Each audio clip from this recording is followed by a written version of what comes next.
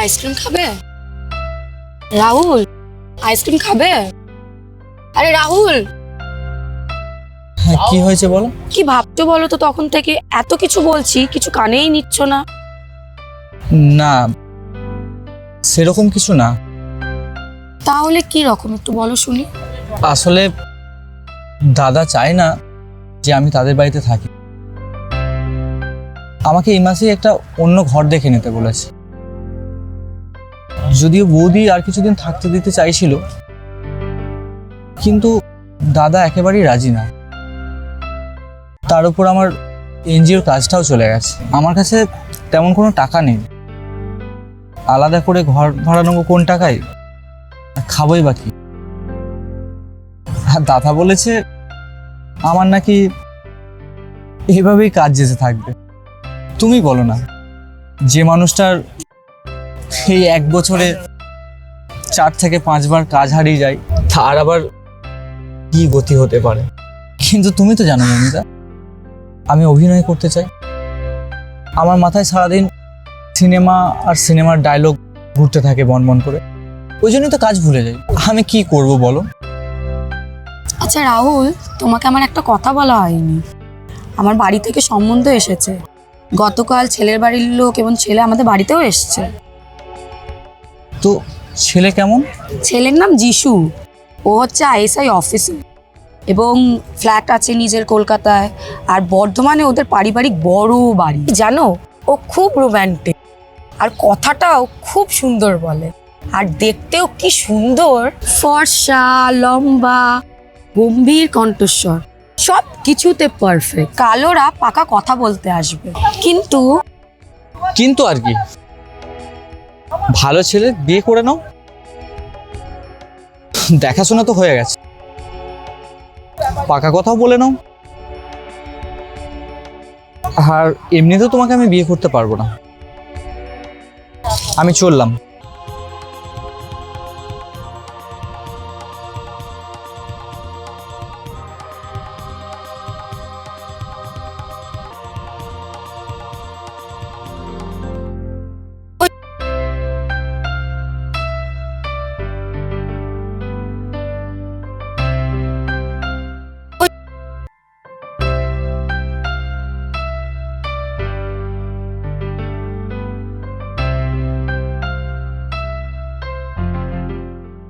আজ আবার কি হলো? আজ তো তোমার এখানে থাকার কথা না। আর তুমি জানলেই বা কি করে আমি এখানে আছি? তোমাকে কি আমি আজ থেকে চিনি? মন খারাপের দিনে তুমি কোথায় থাকতে পারো তা কি আমি জানি না? কিন্তু আজ তো তোমার বিয়ের পাকা কথা হওয়ার দিন ছিল। ছেলে আইএসআই অফিসার, কলকাতায় ফ্ল্যাট, বর্ধমানে বড় বাড়ি, ফর্সা, লম্বা, গলার স্বর গম্ভীর। কি যেন নাম ছেলেটার? ও হ্যাঁ, মনে পড়েছে, যিশু। সে নাকি সব দিক থেকে পারফেক্ট। সে তুমি ঠিকই বলেছ।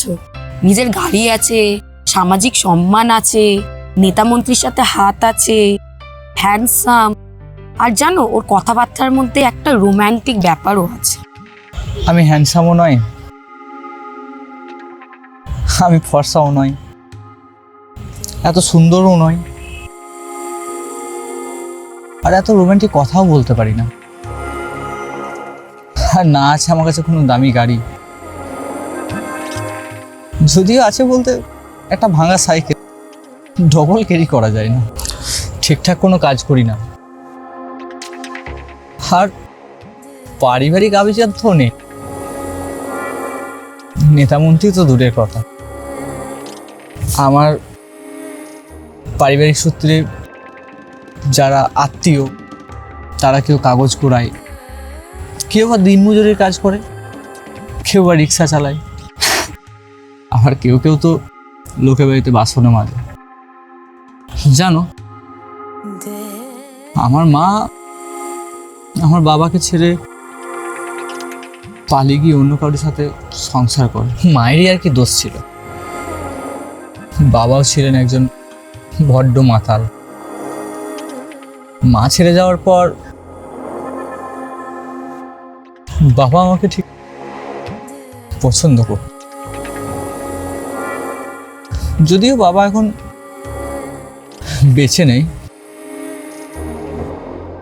একমাত্র আছে বলতে দাদা বৌদি, কিন্তু তারাও এখন উঠে পড়ে লেগেছে আমাকে তাড়াবার জন্য, কারণ তারা আমায় তাড়াতে পারলে হয়তো বেঁচে যাই। আর সমাজ তো আমায় বেকার আর মাতালের ছেলে বলে সম্বোধন করে। একমাত্র আপন বলতে তুমিই ছিলে।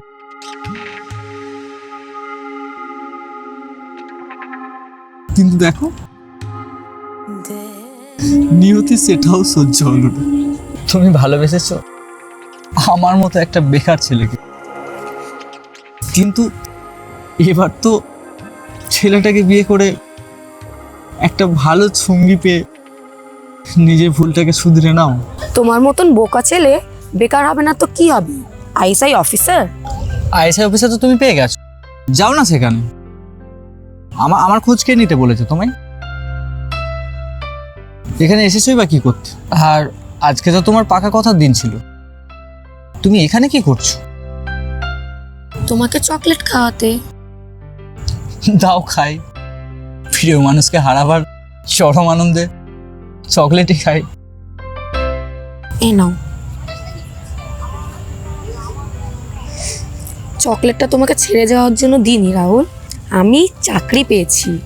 বাহ, এ তো দারুণ খবর, কংগ্রেচুলেশন। কিন্তু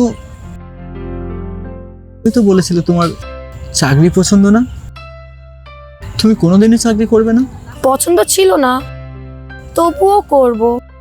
কি জানো তো, জীবনে কখনো কখনো প্রয়োজনে ইচ্ছের বিরুদ্ধে যেতে হয়। একটা অনেক পুরনো কথা আছে জানো তো, কুছ পানে কে লিয়ে কুছ খোনা পড়তা হ্যায়। তো আমি কিছু পাওয়ার জন্যে কিছু হারাতে ভয় পাই না। যিশু সত্যিকারের খুব হ্যান্ডসাম, কিন্তু ও সৌন্দর্য আমাকে পাগল করে না।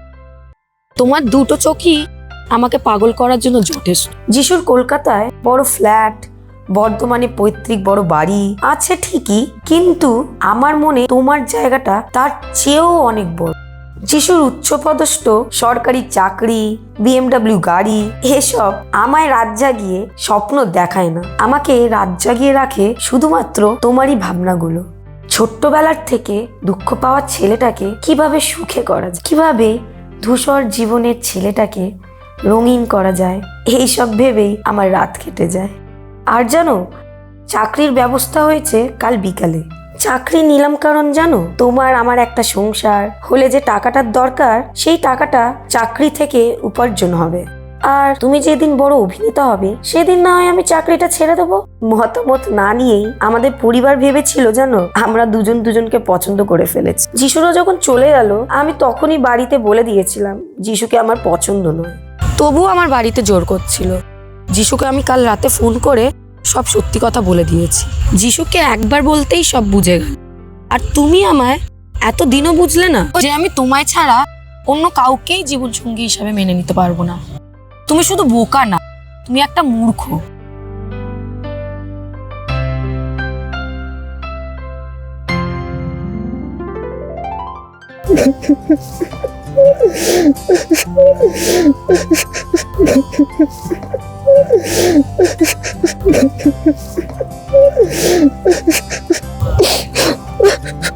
কাঁদো, আরো ভালো করে কাঁদো। তোমার কান্না শেষ হলে নতুন ভাড়া বাড়ি খুঁজতে পারবে।